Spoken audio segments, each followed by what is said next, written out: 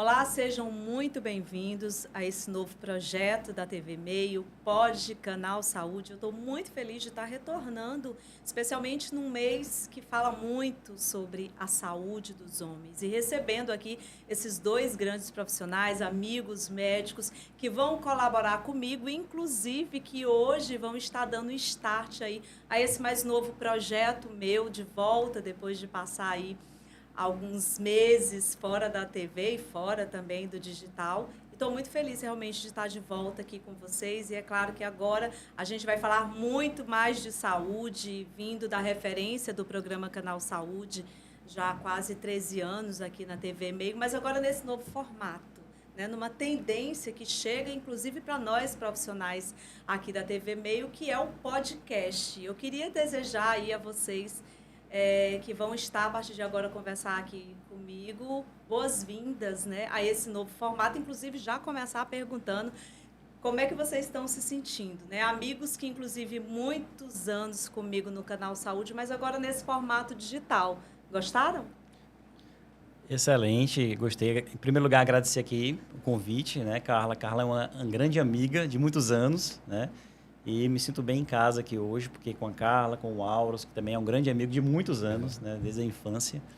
E é um grande prazer estar aqui, né? Eu acho que conversar sobre um assunto que nos é muito caro, né, nos é muito importante, né? É o nosso trabalho do dia a dia, falar da saúde do homem, falar da prevenção de doenças, falar de como o homem pode se tratar melhor, como o homem pode prevenir doenças, como o homem pode buscar uma melhor qualidade de vida e buscar viver mais e com qualidade, né? Então, esse vai ser o nosso tema aqui de hoje. É, mais uma vez, um grande prazer estar aqui. O cenário está lindo, o formato está maravilhoso e eu tenho certeza que será aí uma trilha de grande sucesso para você, Carla. Ah, fico muito feliz. Primeiro, parabenizar, Carla. Como na medicina também, toda essa inovação, o jornalismo tem que acompanhar assim, a dinâmica da tecnologia, nos faz cada vez procurar o mais novo, o mais diferente, assim, o que consegue alcançar mais pessoas e o nosso papel é esse, como jornalista e como médico, é levar a informação de maior qualidade para a população. A gente não pode ficar restrito a um determinado público, a um determinado local. A gente cada vez mais tem que tocar essas pessoas no duplo sentido, mesmo falando agora de Novembro Azul. Temos que levar essa informação para trazer a saúde mesmo para todos. Com certeza. E parabéns, né? E a gente falando aí dessa dinâmica do Canal Saúde, eu falo muito sobre essa questão de ser muito próximo de vocês, médicos e médicas na área da saúde, porque nós fomos, inclusive, pioneiros, né, quando a gente caminhou com o projeto do Canal Saúde. Naquela época, eu estava me formando no jornalismo e eu já vislumbrava para a população como um todo essa conscientização do cuidar da saúde como prevenção. Então, isso lá atrás, há 13 anos atrás, foi algo que a gente foi inovador. E agora, sendo inovador também com esse formato de podcast, porque a gente consegue alcançar mais pessoas, né? E a gente consegue também trabalhar essa questão do digital, que é algo realmente que é muito forte, e a TV, né? Porque a TV Meio, ela tem essa característica, né? E eu sou muito grata e muito feliz de fazer parte desse grupo que fica o tempo todo pensando em inovação, porque isso aqui é a prova de uma inovação. Então, olhando um pouquinho lá para o passado, quando eu ingressei com o programa Canal Saúde, eu vejo que a gente estava no caminho certo. Inclusive, eu entrevistava alguns médicos e no Inside, na época eu era produtora do Rivanildo no Inside, e eu via muito de vocês dizendo, olha, eu tinha muita vontade de falar num programa, era sobre saúde, não era sobre sociedade. E foi daí que veio realmente esse start de falar de saúde. E eu acredito que vocês que fazem parte da minha história aqui dentro,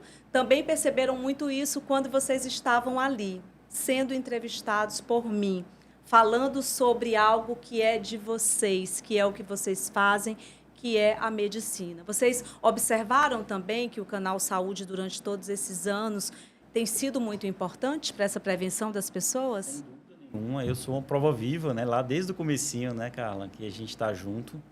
E realmente você foi pioneira, né, nesse tema de saúde, que é um tema que chama muita atenção de toda a população, né? Todo mundo se interessa por esse tema, né? Porque todo mundo quer ter saúde, quer ter uma boa saúde, quer entender como proteger a sua saúde, como prevenir doenças, como ter um bom estilo de vida, como ter uma alimentação saudável. Então, isso é um tema que realmente chama muita atenção de toda a população. É algo realmente bem disseminado. E naquele momento, acho que uns 15 anos atrás, talvez, ou mais, não lembro agora, mas já faz bastante tempo, naquele momento você conseguiu organizar de uma forma muito competente esse tema, falar de saúde, trazer médicos, trazer pessoas que eram especialistas nas suas áreas, para falar de forma didática, de forma que seja inteligível, seja entendida pela grande população, por todas as pessoas, por médicos, por outros profissionais, por não médicos, ou seja, por toda a população que estava interessada naquele momento em consumir uma informação importante, uma informação de saúde, né? Isso realmente funcionou muito bem, né? Foi um grande sucesso, né? Um sucesso. A gente via, já de algumas entrevistas com você, guardava os vídeos, muita gente buscava, né? Perguntava depois, a gente era realmente muito procurado após as entrevistas do Canal Saúde.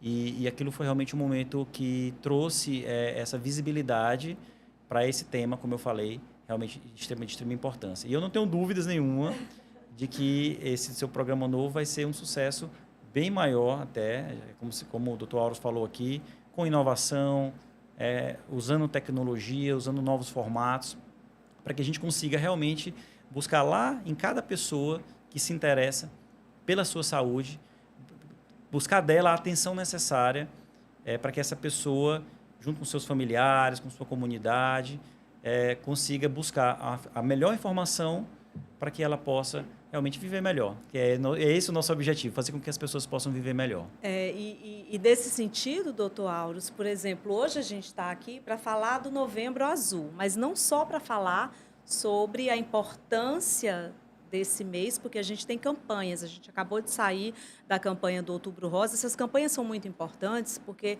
elas acabam sendo midiáticas no sentido de chamar mesmo a população para a atenção. Mas a gente fala aqui do Novembro Azul, lembrando que logo, logo a gente chega no mês de dezembro e que os homens não podem ficar achando que passou o mês ali da campanha, ele não se preocupa mais, ele ouviu, se cansou e não foi em busca. Porque, na verdade, o importante é que a gente entenda que não é só na época de campanha que a gente tem que falar sobre a saúde preventiva do homem, que, por sinal, vocês sabem muito bem disso, são muito mais arredios, no sentido da busca pela saúde como um todo, né, doutor? Não, sem dúvida, assim, e voltando ao tema, assim, da sua importância, o que a gente observa na prática, no dia a dia, é que antigamente era muito mais, nós víamos muito mais resistência do homem fazer exame, do homem ir ao médico, e hoje já é uma coisa mais natural, ele já vem procurando, óbvio que boa parte da população que tem acesso, isso fica uma coisa bem mais fácil da gente indicar alguns tratamentos, indicar algumas condutas, porque já teve essa informação prévia e obteve essa informação de vocês, do jornalismo, das campanhas, então dos médicos. Então é um esforço conjunto exatamente para melhorar a qualidade de vida dessas pessoas. E assim, esse mês é muito importante, que embora seja uma campanha, embora seja um mês, o impacto dele é absurdo exatamente nessa informação. A partir do momento que você educa a população, uma pessoa educada vai ficar com aquela informação para o resto da vida e vai repassar e vai propagar aquela informação que ele recebeu. Agora, uma coisa que eu sempre tive uma curiosidade muito grande em relação a essa questão da saúde do homem. Nós, mulheres, já somos criadas ali no sentido da nossa mãe, da nossa avó, de nos educar para irmos, por exemplo, a uma ginecologista bem novas, Sim. né? Mas com o homem, isso não acontece. Esse machismo enraizado na nossa sociedade atrapalhou um pouco essa questão do homem buscar a medicina ali de forma preventiva, inclusive no sentido de educação mesmo, educação sexual. Porque, infelizmente, no nosso país, a gente vê que nós ainda estamos muito atrasados né? Os índices são alarmantes, por exemplo, a gente vê o número de jovens com HIV, com vários DSTs, e homens e mulheres. Por quê? Porque não existe muito essa educação sexual ainda, né? E aí eu acho que isso acaba atrapalhando um pouco no sentido geral da palavra, mas nós, mulheres, acaba que nós somos mais rápidas no sentido de buscar isso, e os homens não. Falando no sentido da educação aqui, eu queria, nesse olhar de vocês dois, o que ainda falta? O que vocês acham que ainda precisa melhorar no ambiente da família, da escola, da educação de uma forma geral, para que os homens, os adolescentes, os pais possam abrir mais a mente no sentido de oferecer esse suporte aí para os meninos? Na verdade, assim, primeiramente foi uma questão bem cultural mesmo, como você falou. O homem, ele sempre foi educado para ser aquele que não chora, aquele que não sente dor, aquele que não adoece, aquele que leva muitas coisas, assim, que aguenta muitas coisas nas costas. Então, isso, ele cresceu com aquela sensação que realmente ele é indestrutível, até o momento que ele vê a morte de perto, até o momento que ele vê uma fragilidade, uma doença de perto, aí que ele vai ver, nossa, eu deveria ter procurado antes, eu deveria ter me preocupado antes, ter tido acesso antes. Graças à informação, mais uma vez, isso tem mudado um pouco. Só que também existe uma questão biológica. A mulher, quando ela vai começa a menstruar, ela já tem um evento que está dizendo, olha, realmente eu preciso vincular aquilo a um profissional, e eu tenho um médico da mulher que é o ginecologista. Sim. Ele não atende o homem, se a gente for falar. Já o urologista, ele é um médico ele é um clínico que atende as duas, assim, tanto homem quanto mulher. Então, Sim. não é um médico exclusivo de homem. É até engraçado que vê no nosso consultório, nossa, tá cheio de mulher aqui na recepção. Claro, o urologista trata cálculo de rim, incontinência urinária, infecção urinária, transplante renal. Então, assim, os esforços da Sociedade de Urologia também é tentar vincular cada vez mais e aproximar cada vez mais o homem, o menino, do urologista. Porque cada faixa etária tem problemas relacionados àquela faixa etária. Sim. Então, como você bem falou, ali no início da adolescência, você tem muitas questões sexuais, dúvidas sexuais, problemas de doença sexualmente transmissível que está entrando na fase reprodutora. Câncer no homem mais jovem, o mais comum é o câncer de testículo. Tá? Então, a questão do autocuidado, do autoexame. Câncer de pênis também tem muito a ver com a questão da limpeza. Da limpeza, né? E já é uma fase mais avançada, 50, 60, 70 anos, a questão da higiene. Mas na infância, fimose, doenças de malformações de uretra, o testículo que não desce, questões hormonais. Então, realmente, o esforço da sociedade é tentar aproximar o homem cada vez mais em todas as fases da sua vida do urologista. Só que o que a gente acaba associando? O urologista, os 40 anos, toque, próstata. Isso. Então, eu sou do Conselho Federal de Medicina, da Câmara Técnica de Urologia, e o que a gente debate lá, o nosso esforço é exatamente tentar desvincular isso.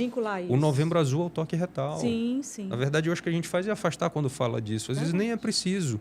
Na verdade, o Novembro Azul é assim, venha ao urologista. Muitas vezes, André, eles chegam ao nosso consultório e é a gente que vai diagnosticar diabetes no exame de sangue, às vezes hipertensão com algum exame, tumor de reto, de cólon, com colonoscopia. Então, e eu tenho essa noção que talvez eu seja o único médico que ele vai passar nos próximos 2, 3, 4 anos. Tá? Então, a gente precisa realmente triar várias coisas além da próstata, além de rim, além de outras coisas. Porque, afinal, não é uma próstata que eu estou tratando, é um paciente, como um todo. Sim. Isso mesmo. E assim, para complementar, acho que é fantástico, foi falado, o Horus falou uma palavra muito importante, que é cultura, né?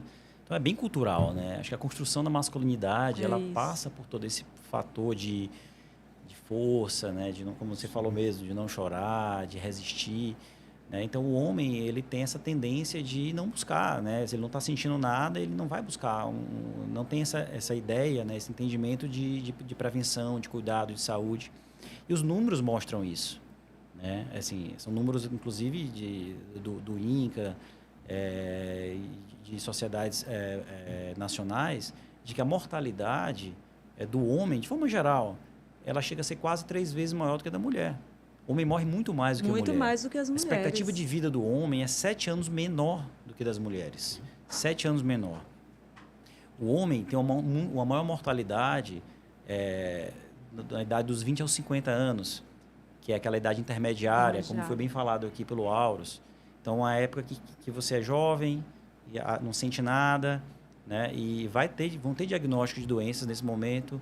O homem morre muito mais de causas externas, por exemplo. Então, a saúde do homem perpassa muito mais, a gente falar só de câncer ou só de doenças da idade avançada, mas tem a ver com violência, tem a ver com vícios, tem a ver com estilo de vida.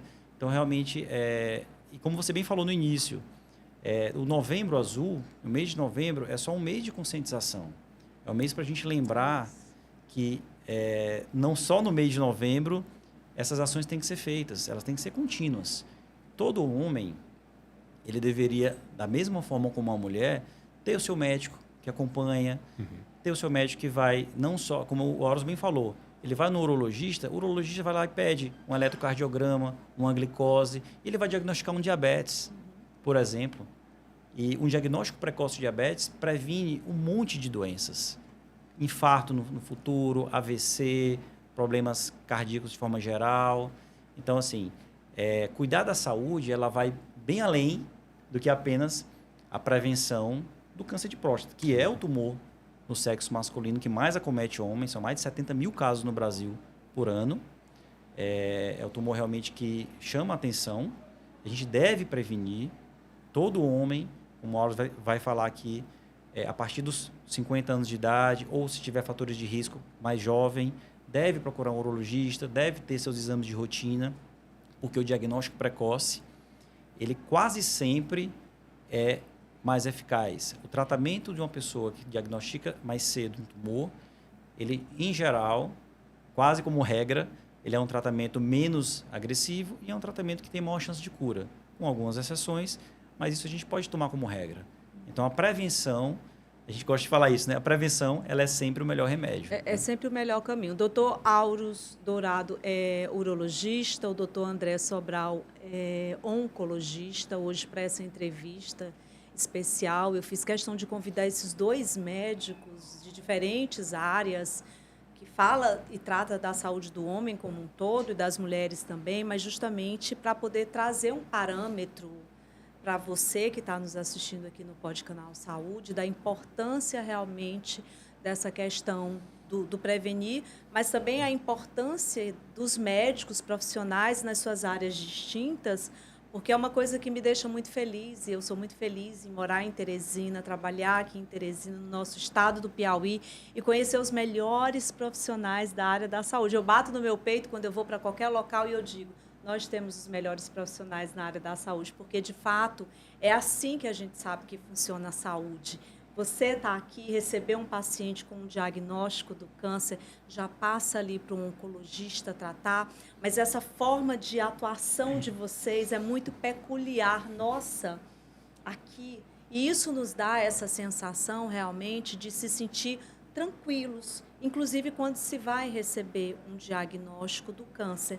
E eu sempre tive uma curiosidade muito grande de saber o momento de chegar até o paciente e dizer, o seu exame detectou que você está com câncer.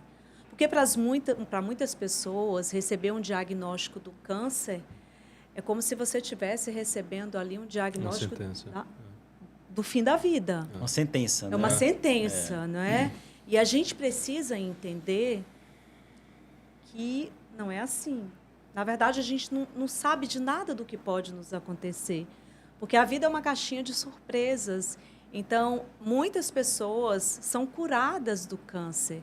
E aí a gente volta a falar da importância da prevenção.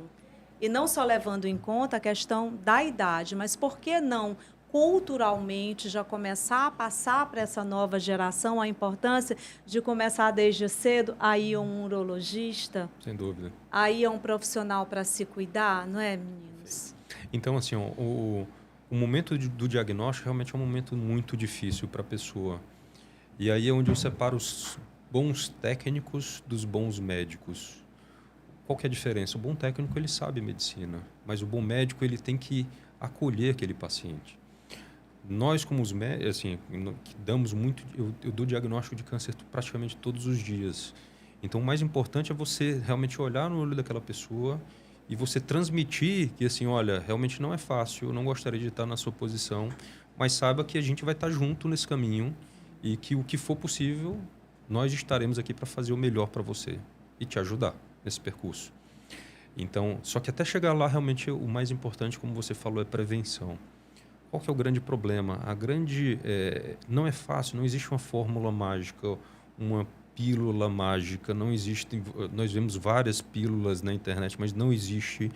E não tem como falar em prevenção se você não falar em hábitos de vida. É isso. Então, assim, é vida saudável, é atividade física, alimentação saudável, redução do estresse, você gerenciar ali suas emoções familiares, amigos, etc., porque é isso que vai fazer diferença ao longo de 10, 20, 30 anos.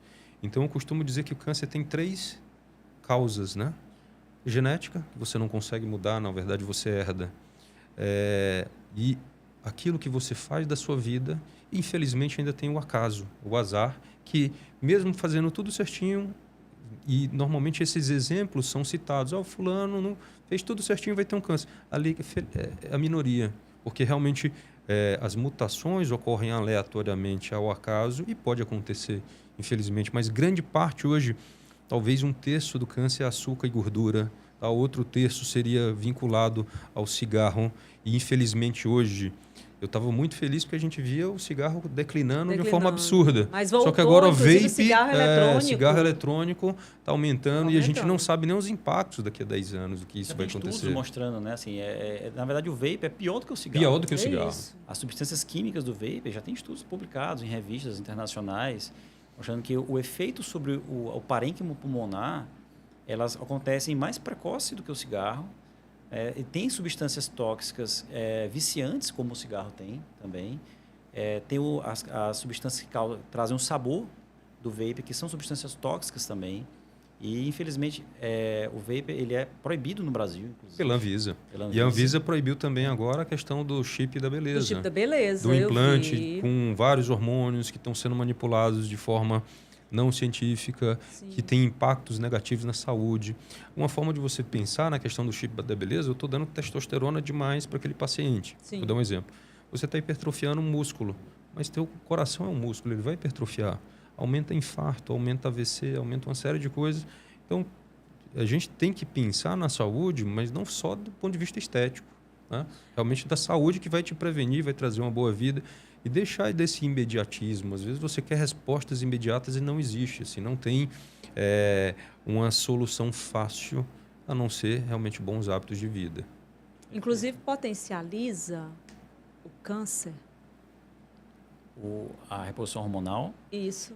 Assim, porque isso é um assunto também que mexe muito com a gente. Sem né? dúvida. Assim, por exemplo, eu tô na menopausa. Não é fácil, né? O climatério não é fácil.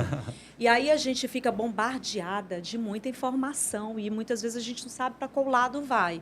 Porque vem a informação, coloca o chip, faz aqui uma reposição, faz isso, faz aquilo e aquilo. Então, é tanta informação na cabeça da gente... A gente está nesse mundo de muita informação. Né? O mundo do Dr. Google, que a gente chama. Do Instagram, do YouTube. Mas o importante é assim. Importante é sempre que... A recomendação é que você sempre procure um bom médico. No caso da mulher, um bom ginecologista, que esteja atualizado, que seja uma pessoa bem informada. A gente pode procurar um oncologista independente de ter um diagnóstico do câncer ou não. Inclusive, nós temos aí estudos avançados, né, em relação à questão da genética, né? Sim.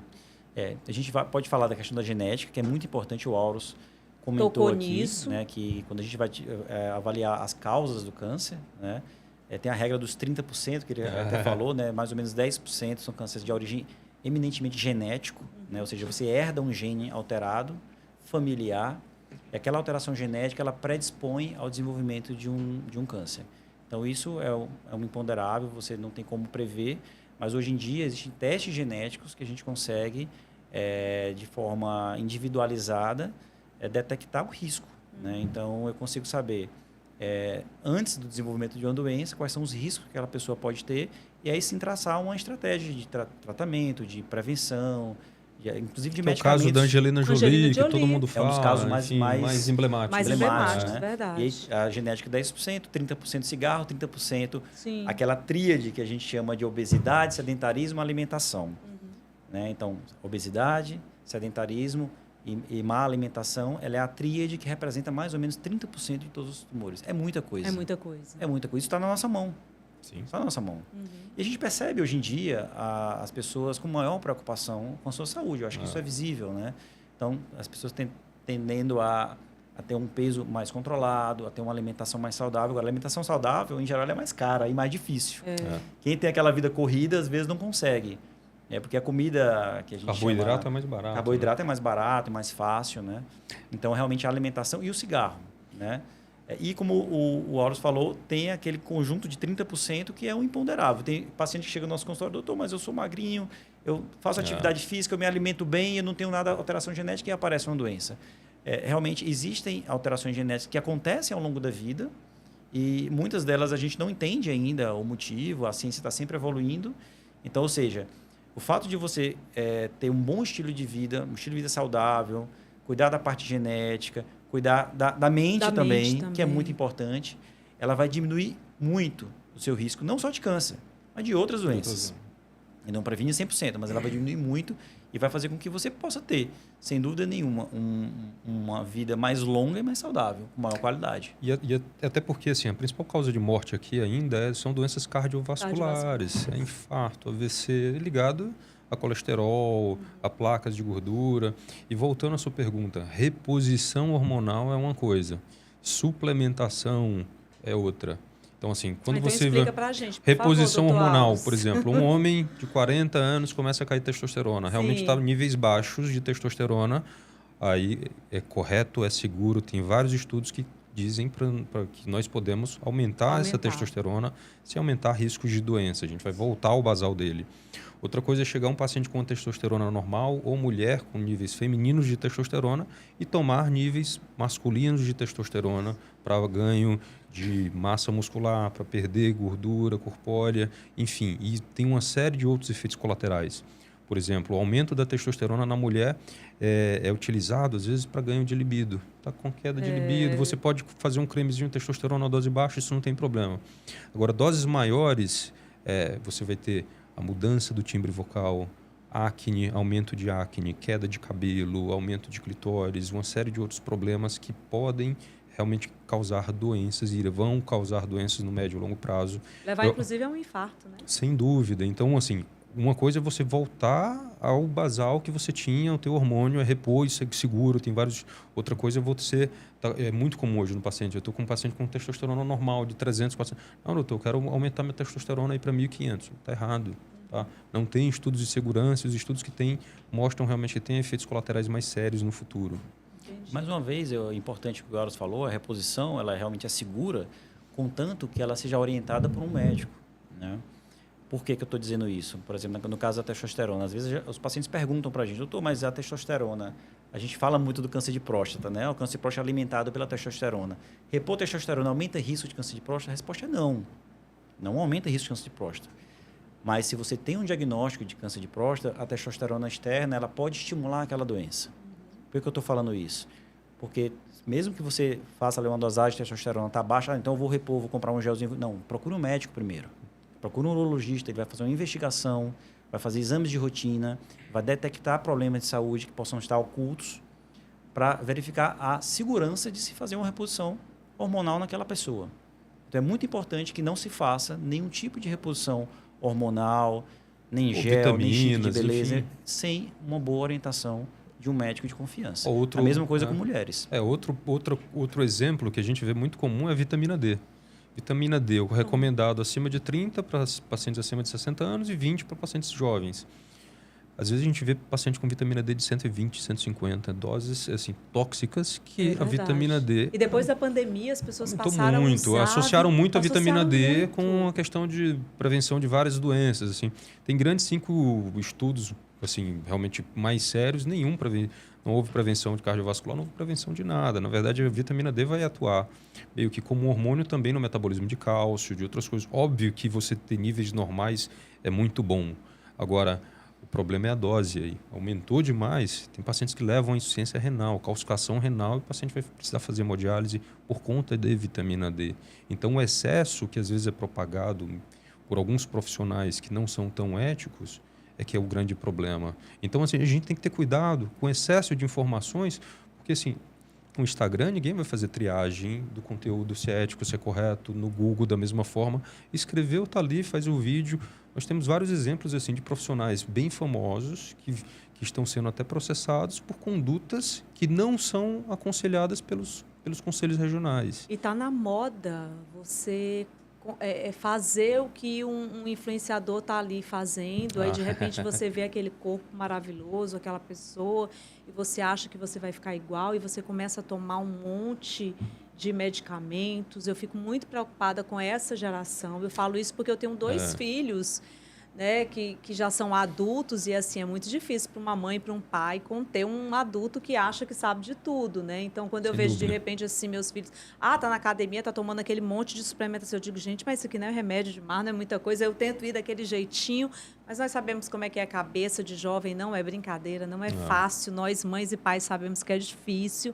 Mas eu fico assim muito preocupada, porque eu sou o seguinte, eu sou igual ao meu pai, Rui Berger. Meu pai só tomava um remédio no último do momento, quando ela prescrito pelo médico, quando ele tinha que tomar. Meu pai, inclusive, foi paciente do Dr. André Sobral. Infelizmente, meu pai faleceu de câncer, né?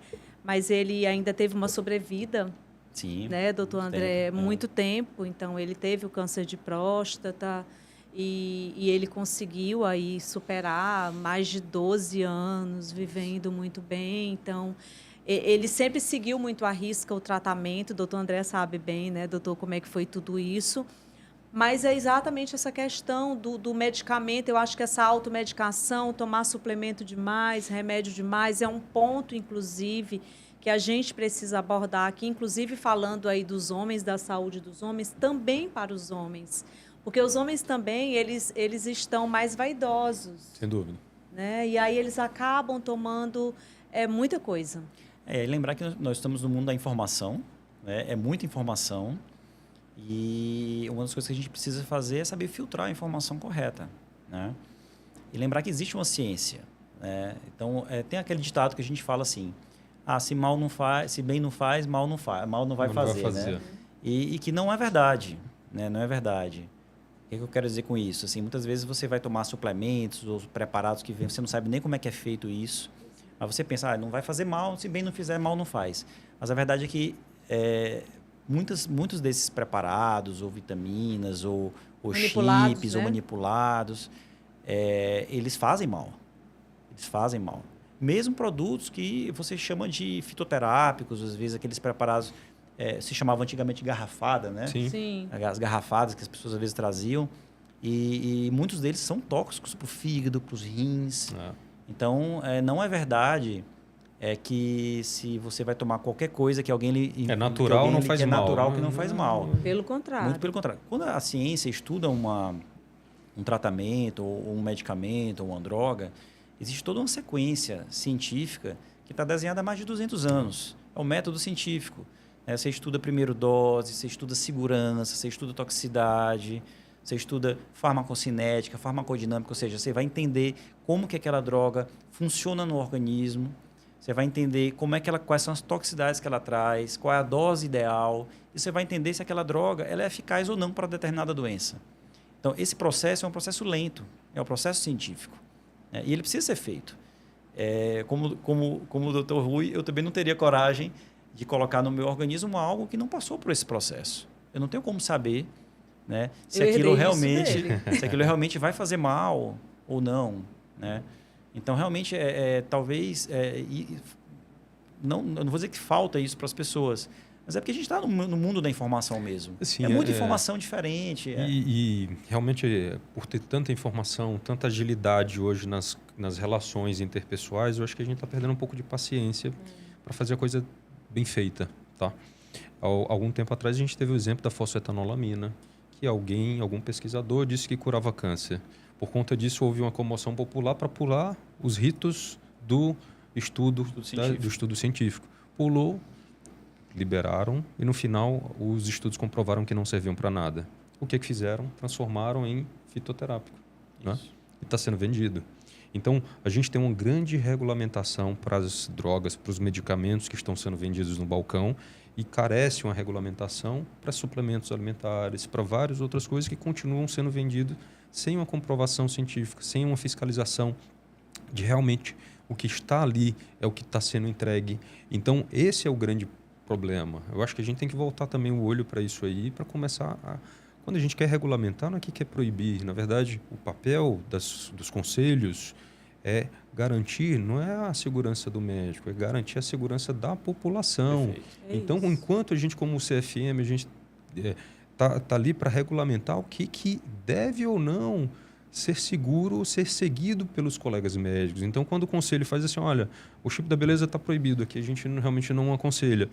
É para proteger quem está fazendo uso. Tá? E na próstata, por exemplo, assim, falando de novas tecnologias, quando você diagnostica um câncer de próstata, algum tempo atrás, a gente tinha muita propaganda do HIFU, que é como se fosse um robozinho que a gente coloca no reto do paciente e com ultrassom ele acaba destruindo o câncer.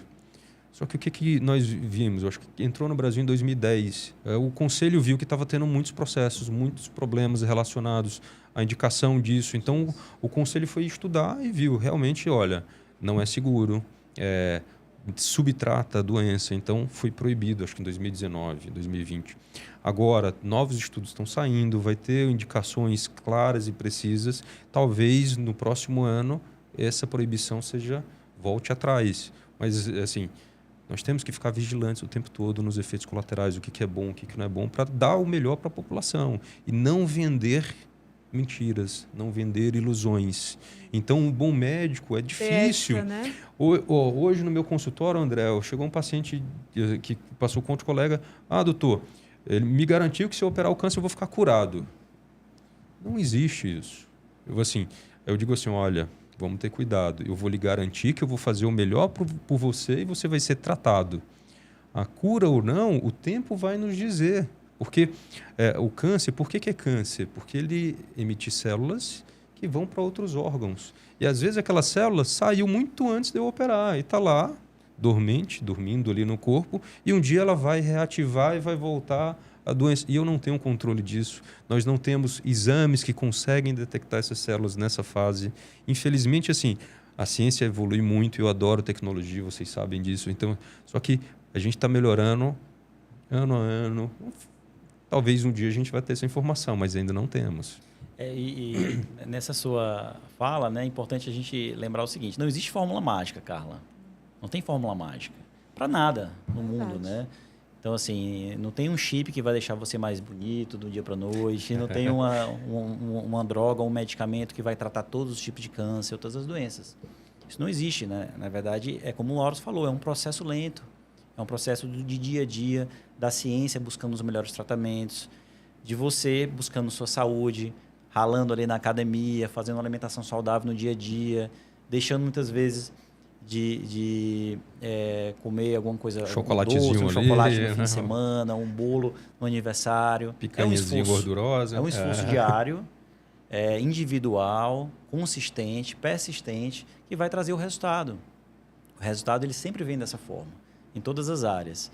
E no câncer, na ciência, na medicina, não é diferente. Então, sempre que você vê alguma solução mágica sendo criada, que trata tudo, né, desconfie.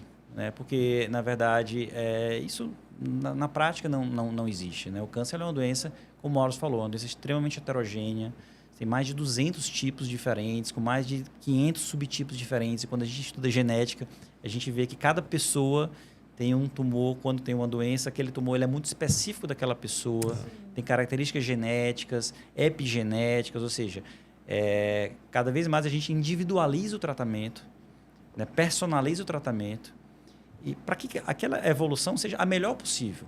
Mas a gente não tem como prever exatamente o que vai acontecer, né? Porque realmente a evolução de cada doença, em cada indivíduo, ela é muito própria, muito única. Né?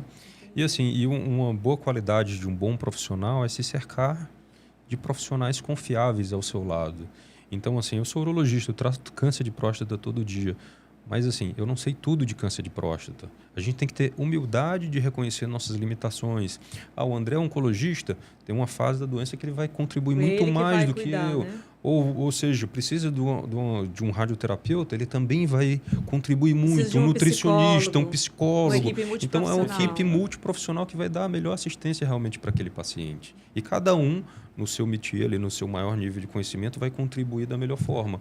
Porque, inclusive, tem pessoas que reagem de uma forma quando recebem, por exemplo, o diagnóstico do câncer. Mas tem pessoas que reagem de uma forma assustadora, como se ali fosse uma sentença de morte mesmo. E isso atrapalha o processo também, não é, doutor André? Inclusive, a própria doença, como ela vai seguir. Eu digo isso porque, na minha casa, meu pai teve câncer de próstata e eu acompanhei todos os momentos da vida dele, desde o início da sua primeira cirurgia. Sim. Então, ele passou ali mais de 13 anos após a cirurgia de câncer de próstata. Então, assim, a cabeça dele era muito boa, ele sabia conviver muito bem com aquilo, não era, doutor André? Aí eu falo dele, me dá uma saudade danada. Eu também. A gente sente saudade dele, né? Mas é porque, levando aqui só apenas um pequeno exemplo, tá? Mas falando de uma forma geral. E eu queria também falar que é importante o apoio familiar. Sem dúvida. Nesse momento do diagnóstico do câncer, a família tem que estar muito presente, porque é um momento muito difícil. A cabeça da pessoa, tem pessoas que reagem bem, tem outras que não, mas a gente não pode deixar de falar dessa questão desse tratamento multiprofissional e da importância dele. A gente fala muito assim, Carla, que o câncer não é uma doença de uma pessoa só, é uma doença da família. Da família. E quem viveu isso em família, eu acho que poucas pessoas não devem ter vivido por ser uma doença que está no nosso meio. Sem dúvida. Né? Meu pai tem câncer de pulmão, por exemplo, né? Você teve seu pai, todo mundo tem alguém da família próximo e é realmente uma doença que afeta toda a família. Então, todo esse processo, ele tem que ser conduzido da melhor forma possível, como o Auros bem falou aqui no começo, desde o diagnóstico, desde a forma de você passar o diagnóstico para o cliente, para o paciente, que tem que ser uma forma que traduza confiança, que traduza conhecimento. O médico precisa ter tempo. A gente reclama muito disso hoje em dia, né? Você consultas rápidas, você não pode dar um diagnóstico de câncer em 5, 10, 15 minutos. Não tem como. Você precisa ter tempo para olhar no olho, para acolher, para demonstrar empatia, para mostrar que aquela pessoa não está só naquele momento, para traçar um plano de tratamento, para colocar para aquela pessoa quais são as perspectivas, para onde nós vamos caminhar juntos, né? Junto com o médico, junto com a família, junto com toda a equipe. A gente não trata câncer só, como o Horus bem disse, né? Hoje em dia, todo paciente que chega com um diagnóstico, eu vou discutir com o cirurgião, com o radioterapeuta, com a enfermagem, com a nutrição, com a psicóloga, como você falou. É sempre uma equipe multidisciplinar, porque para problemas complexos não existem soluções simples. Não existe solução simples. É complexo, o tratamento é complexo. Não quer dizer que seja sempre difícil ou que seja sempre doloroso de forma alguma. Muito pelo contrário.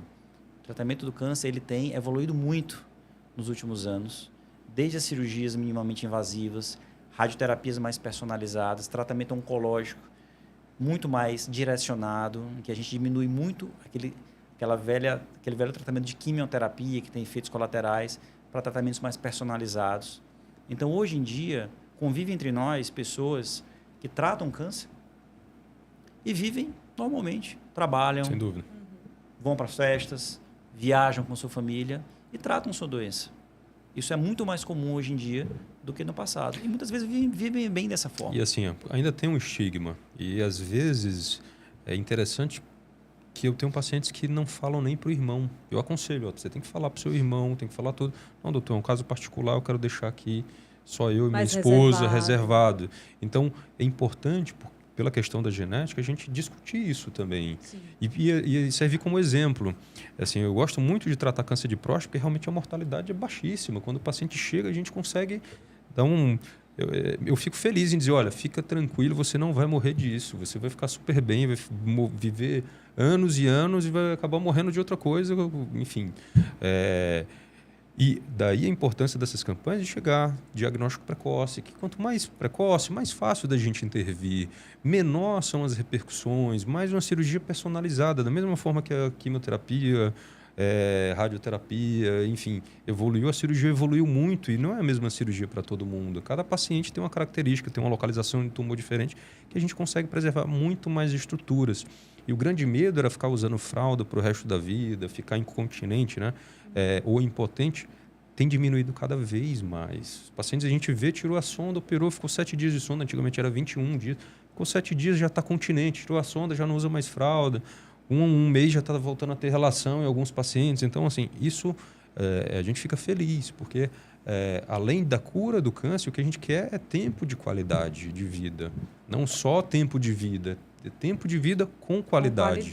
Doutor André, quais são os sintomas do câncer de próstata? O câncer de próstata é uma doença que, mais uma vez falando da importância da prevenção, né? É uma doença que nas fases iniciais, ele é praticamente assintomático. Ele se desenvolve lentamente, né, na próstata. A próstata, para vocês terem ideia, é um órgão que fica logo abaixo, ele é do tamanho de uma noz, né, mais ou menos. E fica ali abaixo da bexiga, né, por onde passa a uretra, né? E quando a próstata cresce, ela não cresce só por causa do câncer, ela pode crescer por uma prostatite, por uma hiperplasia benigna mesmo, que é muito comum nos homens mais idosos. Quando ela cresce e o tumor se desenvolve em fases mais avançadas, localmente avançadas e avançadas, ela pode trazer sintomas, como, por exemplo, sintomas urológicos. Dificuldade de urinar, sangramento na urina, urgência miccional, diminuição do jato urinário, principalmente quando esses sintomas eles começam a se prolongar. Então, se você tem um sintoma que prolonga durante 1 mês, 2 meses, está piorando, quando a doença, o Auros bem falou, ela se dissemina para outros órgãos, isso pode dar sintomas como dores ósseas, falta de ar, tosse, perda de peso, que é um sintoma comum a um câncer mais avançado. Então, são sintomas que eles remetem a você procurar um auxílio médico, né? Então, sempre você tem sintomas crônicos, a sua vida está diferente do que vinha anteriormente, por 1 mês, 2 meses, você tem que sempre procurar um médico para fazer uma investigação. Lembrando que nenhum desses sintomas é específico do câncer de próstata, não tem sintoma específico. Podem ser outras doenças, outras situações, mesmo da próstata, que causam esses sintomas. Não é específico. Mas, como eu falei no começo, esses sintomas existem, eles podem se desenvolver a partir do desenvolvimento do câncer de próstata. Mas o mais importante falar é, nas fases iniciais, o tumor de próstata ele é assintomático. Por isso a importância de estar com acompanhamento com o médico, com o urologista, às vezes com o seu cardiologista, que dentro daqueles exames pede um PSA também, né? Para que você possa fazer um diagnóstico precoce. O ideal seria diagnosticar antes dos sintomas. Entendi. Esse é o ideal. E quando o câncer é diagnosticado já de forma tardia? Então, quando é diagnosticado mais de forma tardia, ou seja, esses passos anteriores, eles não aconteceram, então nós temos uma doença mais avançada. Mais avançada. Isso mas também tem não é uma tratamento, sentença. né? Isso não é uma sentença. É importante que se diga isso. De forma alguma, isso é uma sentença de vida ou uma sentença de morte. Pelo contrário, né? A parte da oncologia, geralmente nessa hora o Auros encaminha para o oncologista. Né? André. Os avanços, né? Então, mas os avanços são muito tratamento. grandes. Desde a parte genética, como a gente começou a falar aqui. Então, hoje em dia, nós temos testes genéticos em que a gente coleta uma amostra tumoral e faz um sequenciamento genético completo daquele tumor. Então, eu vou detectar quais são os genes alterados, quais são as características bioquímicas, quais são os marcadores biológicos daquele tumor, e eu posso desenhar terapêuticas ou tratamentos muito específicos, que vão desde quimioterápicos mais novos, imunoterapia, que é um tratamento que não é muito comum para a próstata ainda, mas para vários outros tumores, em que a gente faz na imunoterapia? A gente, de certa forma, estimula o próprio sistema imunológico a combater a doença. Na verdade, a gente tira do tumor a proteção que ele tem contra o nosso sistema imunológico. Então, eu consigo atacar aquele tumor. Eu tenho novas drogas, como as drogas chamadas anticorpo conjugadas. Esse é como se fosse um cavalo de Troia, em que eu coloco... Eu sei qual é o antígeno, qual é a proteína daquele tumor. Então, eu desenho uma molécula, ligo essa molécula a um quimioterápico e eu injeto no organismo, aquela molécula vai direto no tumor. Ele não passa pelas células normais. Ele vai direto, como uma chave, numa fechadura. E lá naquela célula ele libera o medicamento tóxico. São os anticorpos droga conjugados. E nós temos tratamentos mais modernos, vacinas novas, em que a gente tira o antígeno do tumor e desenha linfócitos, ou seja, cria todo um sistema imunológico baseado naquele antígeno e injeta de volta no paciente. Toda aquela medicação que são células de defesa vão atacar o tumor. Ou seja, a ciência ela tem evoluído muito. É até difícil, Carla, assim, como é que o oncologista acompanha tanta coisa. Pois Porque, assim, muito difícil. É interessante, eu lido muito com tumores urológicos. Só que o André lida com tudo. Tumor de mama, tumor de cérebro, tumor de pulmão. Então, assim, é difícil a gente conseguir acompanhar o que acontece na próstata. Imagina tudo isso. Então, eu fico feliz, eu admiro muito os oncologistas pela dedicação, assim, pelo estudo diário mesmo. Porque eu só tenho que operar, né? É o mais fácil, entre aspas. Na verdade, é uma brincadeira. A gente acompanha toda a parte oncológica também. Mas o câncer de próstata nos últimos 10, 15 anos mudou muito. A gente não tinha nada. A gente tinha só a retirada da testosterona e quimioterapia. Nos últimos 10, 15 anos apareceram inúmeras novas drogas. E o que o público leigo precisa saber é que mesmo com metástase, ele vai ter muitos anos de vida com qualidade. Cada vez mais novas drogas estão surgindo e é isso a nossa intenção é transformar aquela doença metastática ou até curá-la, às vezes, tá? Que em alguns casos de imunoterapia, tem para alguns tumores, a gente tem uma chance de cura que pode ser até 9%, 10%, segundo os estudos, de doenças metastáticas, casos de melanoma que regridem completamente, a paciente está curada com imunoterapia. Mas, se não conseguir a cura, pelo menos transformar em doenças crônicas, como HIV. Antigamente, a gente vivia aquele medo constante. Pegou um HIV, era uma sentença de morte em poucos anos. Não, hoje a gente tem pacientes de 25 anos que você também não fala, olha e não sabe se tem ou não HIV. A ideia é essa, transformar o câncer numa doença crônica, que o paciente possa conviver com ele, mas sem sofrer dele. E muitas vezes tomando um comprimido.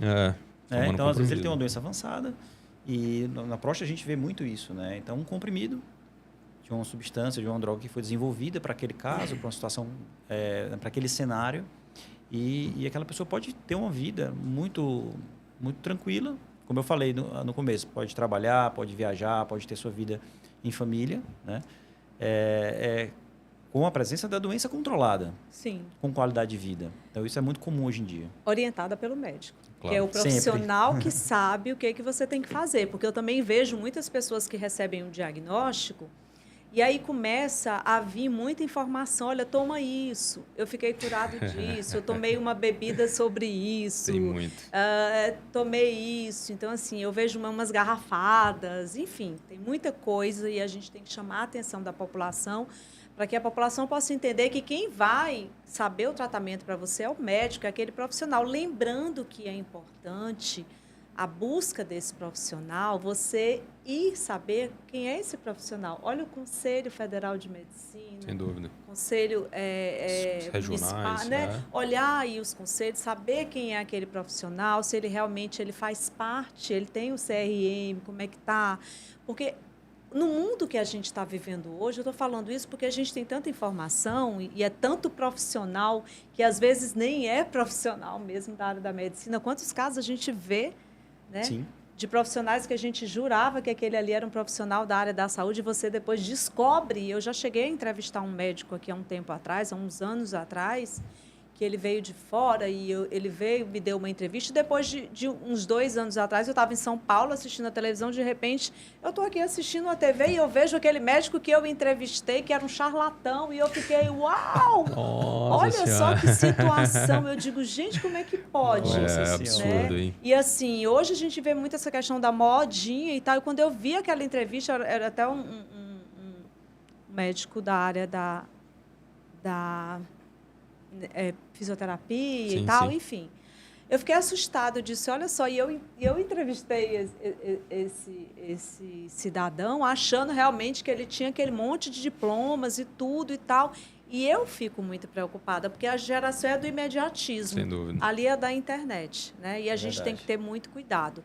Para finalizar, eu queria que vocês, que diariamente recebem pacientes que recebem o diagnóstico do câncer de próstata, e nós estamos aqui falando da importância desse mês de conscientização, de busca, que vocês orientassem os homens que estão e as mulheres também que estão assistindo a gente, porque as mulheres, muitas vezes, ela tem um papel fundamental ali na vida do homem, porque é ela que carrega o homem para o consultório para fazer os exames. Mas eu queria que vocês fizessem um chamamento geral da importância desse cuidado e, principalmente, tirar da cabeça de um monte de homem machista que se ele for no urologista, por exemplo, ele vai ter que ter um toque retal e ele não vai querer ir por conta disso. Me ajudem, porque a gente precisa ajudar aí os homens. Então, assim, ó, o toque retal é exame físico e às vezes a gente nem precisa do toque retal. Os exames de imagem, antigamente a gente tinha só ultrassom. O ultrassom ele não vê o câncer. Hoje a gente tem um tipo diferente de ultrassom, que é um micro-ultrassom de altíssima frequência que ele consegue ver realmente bem parecido com a ressonância. Porque ainda tem homens que se recusam a fazer o toque retal? Tem, Doutor? assim, é uma minoria, Mas assim, ainda é uma tem. minoria. Mas, assim, não é essencial. Eu não gosto de dizer assim, a gente não é preto no branco. A gente precisa também saber transitar com esses pacientes. Existem alternativas. Exato. Eu vou lhe dar um exemplo. A ressonância magnética da próstata melhorou muito nos últimos 10 anos e ela me dá muitas informações que se eu tiver uma ressonância do paciente, eu não vou precisar fazer um toque retal para fazer o diagnóstico. Eu vou encaminhar ele. Já dá para ver uma imagem, associa o PSA e aquela informação eu vou conseguir biopsiar. Eu toco todos os pacientes que eu opero, em sua grande maioria, no centro cirúrgico. O paciente está anestesiado, eu vou realmente fazer um toque para examinar, porque faz parte do exame físico, mas muitos dos pacientes que eu opero, hoje eu não faço o toque retal. A gente já vê que deu alterado o exame de sangue, então já pula o toque e já vai direto para uma ressonância. E aquela ressonância vai guiar uma biópsia de uma forma mais precisa e aquela biópsia vai me levar para a cirurgia. Entendeu? Então, assim, o que eu quero dizer é o seguinte, o toque não é o centro da saúde do homem. Não é o que a gente deve focar nisso. A gente deve focar ir a um bom profissional para realmente fazer seus exames, receber as orientações e, se for necessário o toque, ele deve ser feito. Mas eu vou dizer assim, olha, tem que ir para fazer um toque. Está errado, eu não concordo com isso. E cada vez mais as sociedades estão orientando nesse sentido. André, todos os estudos de screening agora que estão saindo na Sociedade Europeia de Urologia, nenhum colocou toque retal. É PSA e ressonância. Então, simplificando, até a recomendação, eu sugiro todo mundo fazer um primeiro PSA com 40 anos. Aquele PSA com 40 anos, se ele for menor do que 1, eu posso ver ele daqui a 2, 4 anos. Se ele for maior do que 1, ou seja, o que eu estou dizendo? Tem um sinal de alerta. Ou seja, não é a mesma fórmula para todo mundo. Sim. A medicina do futuro é isso, é personalizar, é estratificar o risco daquele paciente para eu dizer, para você vai ser desse jeito, para você vai ser dessa forma. É personalizar. Então, assim, ele fez aquele primeiro PSA, vou abrir um leque, já está com PSA muito alto. Opa, alerta. Você vai ter que ser visto com muita mais frequência, com exames mais direcionados do que aquele outro que tem um PSA baixinho, de 0,2, 0,3, 0,5. Assim como acontece com nós mulheres, sem quando dúvida. Vai fazer os exames de imagem. E qual que é a diferença também do homem para a mulher no SUS? A mulher, ela se organiza de uma forma muito melhor como sociedade. Então, vocês conseguem várias conquistas de novas medicações, de novas terapias no SUS. O homem não tem nada disso. Então, a gente está vivendo ainda na medicina de 30, 40, 50 anos atrás no SUS, que a gente só tem bloqueador hormonal e quimioterapia. Infelizmente, eu acho que a gente tem que clamar também para a sociedade, para os nossos políticos, para se organizar, para tentar olhar mais também para a saúde masculina. Com certeza. A mulher, por exemplo, tem reconstrução mamária. O homem operou, ficou impotente, não tem nada no SUS que garanta uma prótese peniana. Tá? Então, assim, não é só o controle do câncer, eu tenho que dar qualidade de vida para aquele paciente também. Mas o mais importante, o começo, até chegar lá, é ir ao médico, cuidar da saúde, fazer sua parte com atividade física, alimentação, enfim. Isso não é fácil, mas também não é difícil. Tá? Você se educando, você realmente organizando a sua vida, você consegue de uma forma simples. Eu recomendaria, assim, Carla, o Auros bem falou aqui, né, em primeiro lugar para todo homem, né, para todas as pessoas, né, mas a gente falando especificamente do homem, né, de manter um estilo de vida saudável, né, fazer uma alimentação saudável. A alimentação saudável, acho que todo mundo já meio que sabe o que significa, né? A mesma alimentação saudável que o cardiologista fala para prevenir doenças cardiovasculares, diabetes. É uma alimentação pobre em gorduras, alimentos processados, carboidratos de forma geral, alimentação rica em frutas, verduras, carnes mais magras, limitar a carne vermelha, limitar churrasco, limitar bebidas alcoólicas. A gente não falou aqui até agora, né? Mas bebida alcoólica também é um fator de risco. Para quanto de bebida alcoólica? Bom, Pouca bebida alcoólica aumenta pouco risco. Médio aumenta médio, muito aumenta muito. Então, é uma coisa que é limitar, de certa forma. Não vou dizer que seja totalmente tirar, mas limitar bebidas alcoólicas. Prática de atividade física saudável, alternando atividades aeróbicas com atividades musculares. Pelo menos 150 minutos por semana. São 5 dias, 30 minutos de atividade aeróbica, mais atividade muscular. Isso é o recomendado pelas sociedades médicas. Tá? Não descuidar das vacinas, é muito importante. Então, vacina para hepatite B, previne o câncer de fígado, por exemplo. Vacina contra o HPV nos mais jovens, nas crianças e adolescentes. Previne o câncer de colo de útero na mulher. Previne o câncer de pênis no homem. Boca. Previne o câncer de boca, de orofaringe. E olha a importância do SUS nas nossas sem vidas. dúvida. Nós temos disponível no SUS. Exato. O SUS ele dispõe para toda a população a vacina do HPV. Isso. E, infelizmente, nós temos uma disseminação ainda muito baixa na sociedade, né, da vitamina, da vacinação de forma geral. Cuidar bem da saúde mental é importante. Viver bem com sua família, viver bem com seu cônjuge, com seus filhos, com seus pares, com seus amigos. Se divertir. E procurar um médico regularmente. Aproveitar, às vezes, que a esposa vai ao médico todo ano. Vai uma vez por ano. Vá com sua esposa. Homens pelo menos- casados morrem menos. Tem uma verdade. expectativa de Porque vida a esposa maior. leva, é verdade. Porque as esposas levam. Vá com sua esposa, marca uma consulta, vai no urologista, vai no cardiologista. Ele vai medir a pressão, vai pedir uma glicose, vai Faz pedir um uns PSA. exames ali de sangue. Faz uns pra exames, saber se tá- faz um exame físico. Mesmo você assintomático, porque você vai conseguir não só prevenir doenças, mas também, assim, tem um dado que diz o seguinte: o homem que vai mais ao médico, ele cuida mais da sua saúde. Então, naturalmente, ele se alimenta melhor, naturalmente, ele faz atividade física, naturalmente, ele vive melhor. Naturalmente, ele vai ter uma maior prevenção de doenças e vai viver com maior qualidade de vida. E é isso que a gente quer para todos que estão assistindo ao nosso canal Saúde, né? E é isso que a gente deseja para vocês. E essa foi a minha vontade hoje de retornar à TV, retornar ao canal Saúde.